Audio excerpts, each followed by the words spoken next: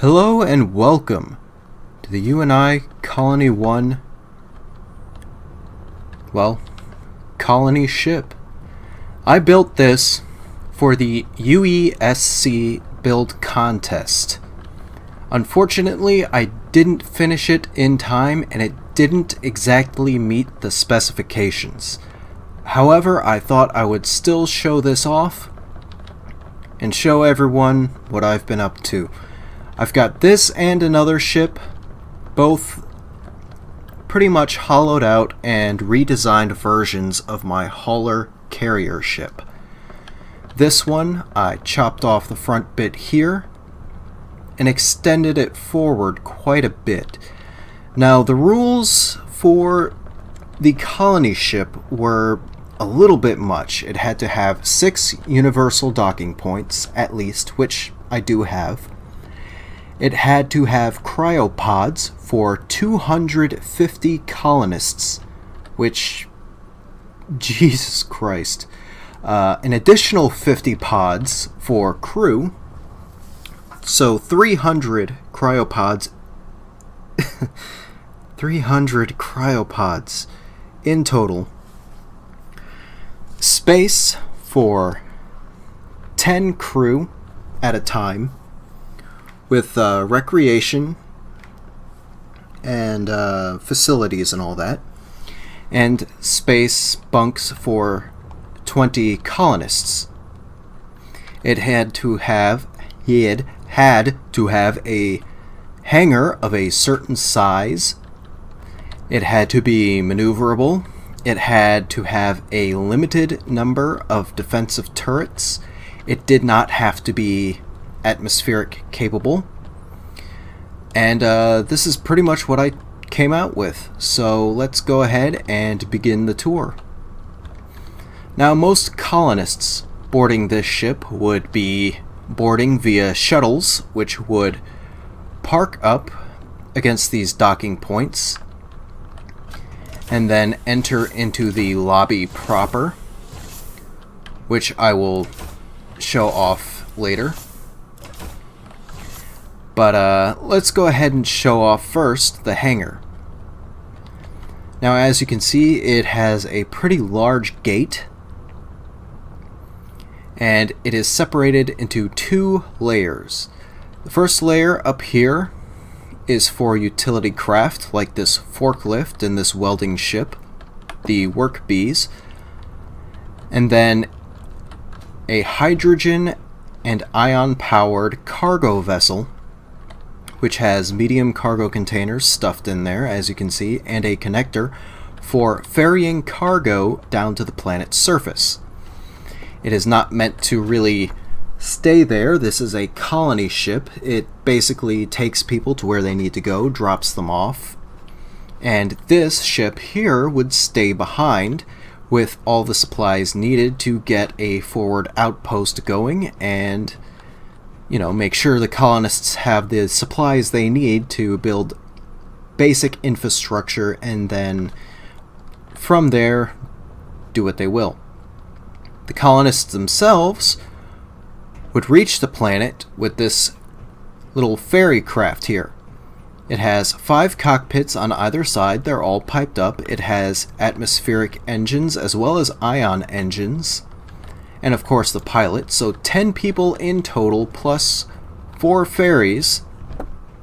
That is 40 colonists going down to the planet's surface at a time.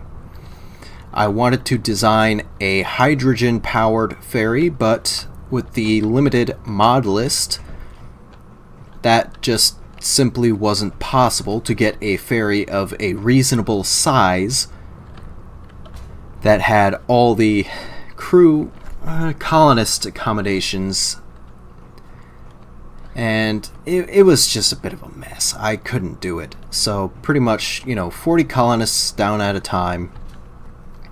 That's still a hefty crew of people to get something started. I'm not sure if these would be able to make it back into space. I'm pretty sure it would, because the ion engines ought to provide enough lift at a certain point between where the atmospheric engines cut off and these things turn on. where you should be able to make it back out into space, so you could probably get back to the colony ship for another round of colonists. And I don't know what it is with the lights flickering. That's really, really annoying. Hopefully Keen fixes that, because it's awful. Anyways, while it's in space, it will hold 4, possibly 5 or 6 of these little interceptor fighters. They're very cheap, kind of flimsy, but between the turrets and 4 to 6 of these flying around doing patrols, this colony ship is pretty well defended. Now, moving from the hangar into the lobby, as you can see, I've got plenty of plant life, a nice little area, some recreation up here to keep the colonists' minds, those 20 or so who are outside of cryo storage, who will be playing games, and I've also got some other accommodations for them. Over here we have a lovely garden area with the housing for the colonists. I was only able to fit about 16 beds in here, but they have showers, a couch, a little sitting area here where they can just sit down and take in the view, which is very nice actually. I really like how this turned out. I do not like how these ceiling lights turned out. That was part of the iKester's decoration mod pack. I'm not sure if it's still being updated or anything, but these ceiling lights here, they really need to be reworked, like the models or something. Of course, the mod list, iKester's decorations, the XPR toiletries, TVSI, and command console pack. So limited mod pack for this. It's really not very heavy at all as far as that goes, so anyone should be able to run this. Heading down here, we have more kind of, not so much recreation, but more facilities for the crew and for the colonists who are up and about. Everyone takes their shifts being deep frozen, and then the crew doing their thing. Like I said, it all works in shifts. We have a cafeteria here. Not very fancy, not a whole lot I could pack in there. We have the galley, the kitchen, which is fully stocked. Everyone will be able to be cooking and preparing their food and then serving it out through this window here that the colonists could take back to their little seating area. Can't actually sit on these, but you know, it's there. That's what it's supposed to be used for. We have a gift shop here, which isn't currently selling anything, but you know. And over here we have a gym. Because you're in space, you need your exercise. No treadmills or anything. Those aren't really in the game, and it wasn't part of the allowed mods list, so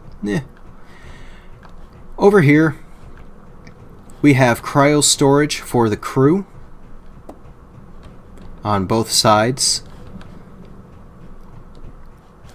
And then through here, let me just turn my jetpack on, we have the colonist cryo storage, which there's a lot of storage.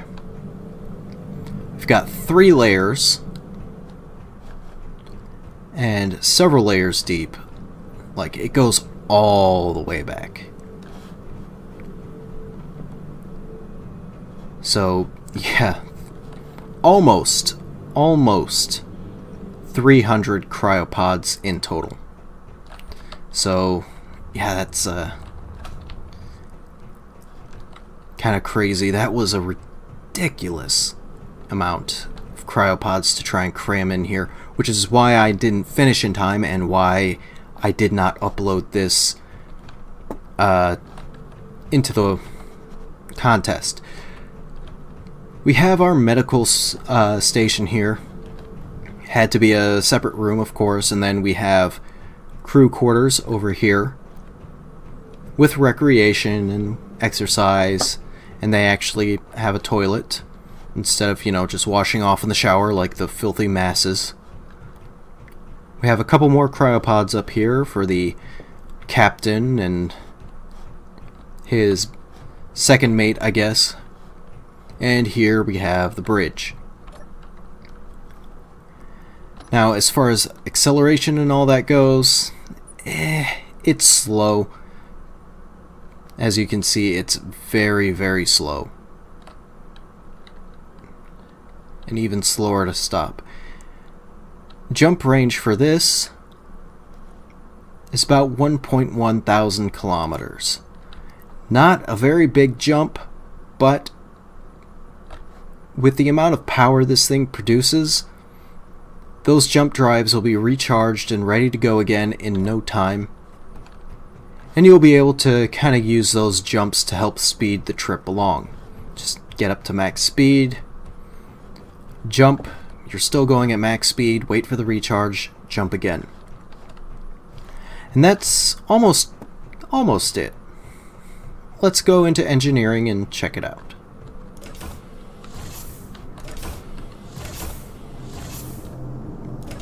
And the final part of the ship, engineering. We've got our 2 jump drives right there, and a large pack of small, let's get some light on, small reactors, which are all linked together in a certain way so that they're all conveyored together. We have 2 large storage containers here with a connector in the back for piping all the supplies your ship is going to need for the long journey into the ship, into the storage, and that's going to last you for a good long time. As far as gyroscopes go, this thing is fairly maneuverable, fairly agile for a ship its size, even though its movement speed is rather slow. And of course, everything is oxygenated. The rooms can be closed off to keep oxygen in certain areas in case there's any damage sustained to the ship.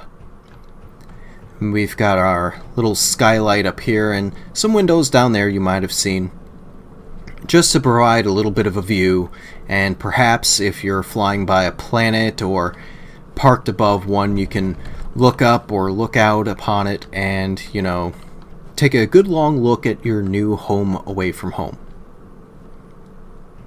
And that's pretty much it. Like I said, I wanted to release this for the UESC colony ship contest, but I was not able to build to the proper specifications in the time allotted, and ooh, wow, yeah, that lighting bug, ugh.